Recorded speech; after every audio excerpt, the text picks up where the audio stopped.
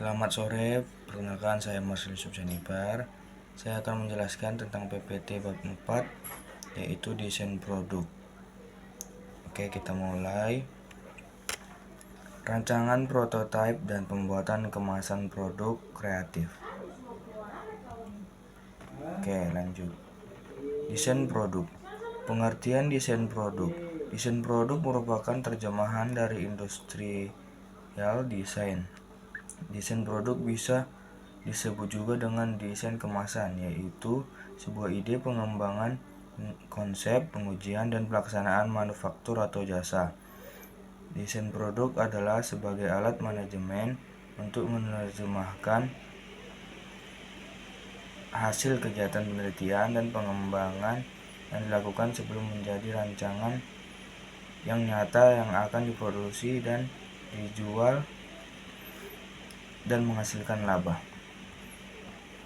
Selanjutnya, bagian-bagian desain produk.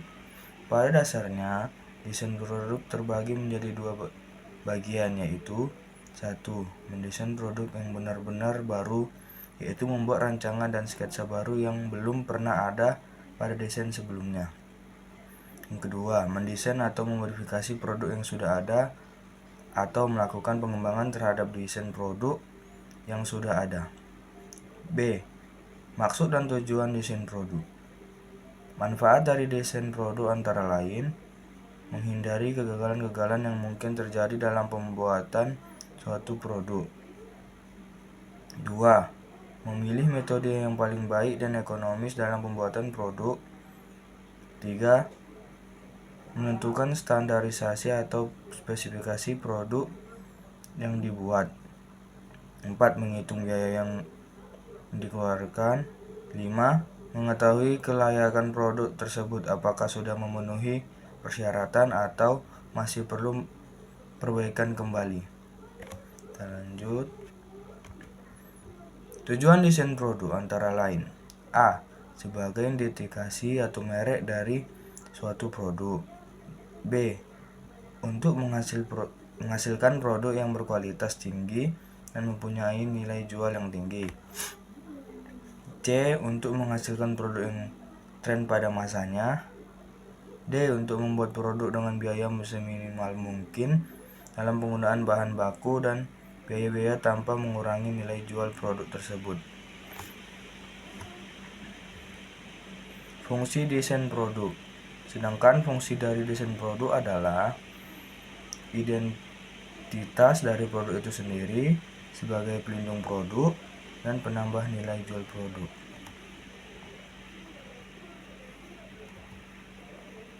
Kemasan produk. Kemasan merupakan desain kreatif yang menggantikan bentuk, struktur, material, warna, citra, tipografi, dan elemen-elemen desain dengan informasi produk agar produk dapat dipasarkan. Kemasan digunakan untuk membungkus, melindungi, mengirim, mengeluarkan, menyimpan, mengidentifikasi, dan membedakan sebuah produk di pasar. Pengemasan suatu produk biasanya dilakukan oleh produsen untuk dapat merebut minat konsumen terhadap pembeli barang. Produsen berusaha memberikan kesan yang baik pada kemasan produknya dan menciptakan model kemasan baru yang berbeda dengan produsen lain yang memproduksi produk-produk sejenis dalam pasar-pasar yang sama. Selanjutnya, fungsi kemasan produk. Shimomura 2007 mengemukakan pengemasan mempunyai dua fungsi, yaitu A. Fungsi protektif, berkenan dengan proteksi produk, perbedaan iklan, prasarana transportasi, dan saluran distribusi yang semuanya berimbas ada pengemasan. B. Fungsi promosional. Peran kemasan yang umumnya dibatasi pada pelindungan produk, namun kemasan juga sebagai sarana promosional. F. Tujuan kemasan produk. Menurut Low dan Kimber 2007, tujuan dari kemasan dan pelabelan kemasan antara lain: 1. Physical production, 2. Barrier protection, 3.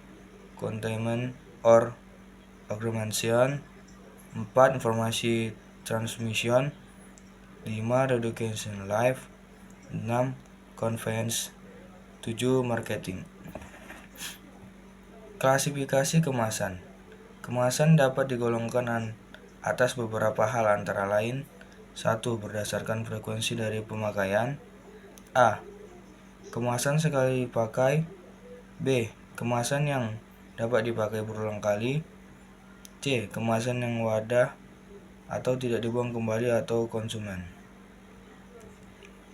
2. Berdasarkan struktur sistem kemas. Berdasarkan letak suatu bahan kemas di dalam sistem kemasan secara keseluruhan dapat dibedakan atas: A. Kemasan primer, B. Kemasan sekunder, C. Kemasan tersier. 3. Sifat kekakuan bahan kemasan. A. Kemasan fleksibel, B. Kemasan kaku, C. Kemasan semi kaku atau semi fleksibel. 4. Berdasarkan sifat perlindungan terhadap lingkungan. A. Kemasan hermetis, tahan uap dan gas, B. Kemasan tahan cahaya, C. Kemasan tahan suhu tinggi. 5. Berdasarkan tingkat kesiapan paket. A. Wadah siap pakai, B. Wadah siap rakit, dan wadah lipatan. Jenis-jenis kemasan produk. Jenis-jenis kemasan yang tersedia saat ini adalah: 1. Kemasan kertas, 2. Kemasan gelas, 3. Kemasan logam, 4. Kemasan plastik, 5. Komposit, 6. Edible packaging, 6. Biodegradable packaging. I. Syarat kemasan produk. Dalam memilih bentuk dan bahan kemasan yang digunakan, maka diperlukan beberapa pertimbangan agar dapat berfungsi dengan baik. Pertimbangan tersebut antara lain: tidak beracun, 2. Bahan kemasan tidak mengganggu kesehatan manusia baik secara langsung maupun tidak langsung, seperti kandungan PB atau timbal yang bersifat racun bagi manusia. 3. Harus cocok dengan bahan yang dikemas.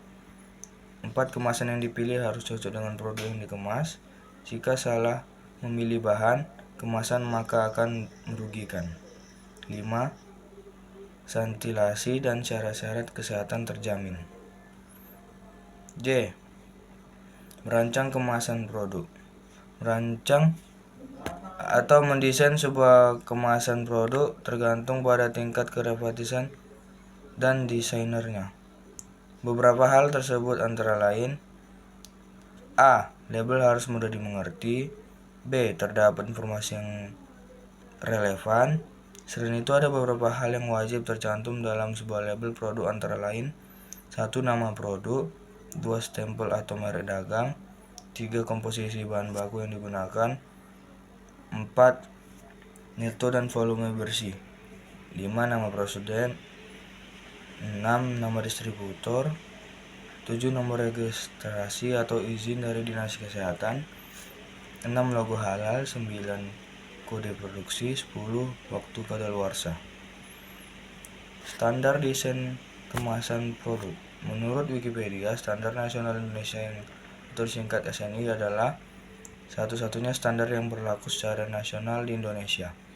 SNI dirumuskan oleh panitia teknis yang ditetapkan oleh Badan Standarisasi Nasional atau BSN, sedangkan Badan Standarisasi Nasional adalah sebuah badan yang membantu Presiden dalam menyelenggarakan pengembangan dan pembinaan di bidang standarisasi sesuai dengan peraturan perundang-undangan yang berlaku.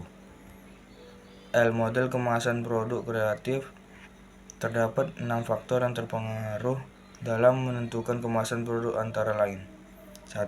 Warna atau color, 2. Bahan atau material, 3. Bentuk atau form, 4. Ukuran atau size, 5. Logo atau brand, 6. Topografi atau teks. Sekian dari PPT saya bab 4. Terima kasih.